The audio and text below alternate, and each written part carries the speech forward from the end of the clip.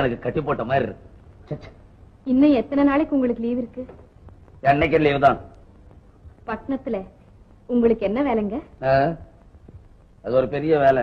இதெல்லாம் நீ ஏன் கேக்குற? இல்ல, பட்டணத்துக்கு நீங்க புறப்படும் போது நானும் கூட வரத்துக்கு பெட்டி படுக்கையெல்லாம் கட்டி வைக்க வேண்டாமா? பட்டணத்துக்கா? நீ வந்து என்ன செய்யறதுங்க? ஏன் நீதான் சொன்னபடி நடக்க மாட்டேன்றி. என்ன நடக்க மாட்டேன்னு? என்ன நடக்க மாட்டேன்றே? பாட தெரியுமானா பாட தெரியலன்றே, ஆட தெரியுமானா அதுவும் தெரியலன்றே. அடே அதெல்லாம் போட்டோம். சீட் ஆட தெரியுமானா அதுவும் தெரிய மாட்டேன்னுது. ஒரு கேம்ஸ் கூட தெரிய மாட்டேன்னுது உனக்கு. உன்னை மெட்ராஸ் ஸ்டேஷன் போய் நான் என்ன செய்யறது? பெண்ணா பிறந்த ஒருத்திக்கு இதெல்லாம் எப்படி தெரியும்? அப்ப அறுப்பாங்கரையில படுத்து தூங்கு. அம்மா சொன்னதுக்கோசரம் 2 நாள் இருந்துட்டு போயிடுறேன்.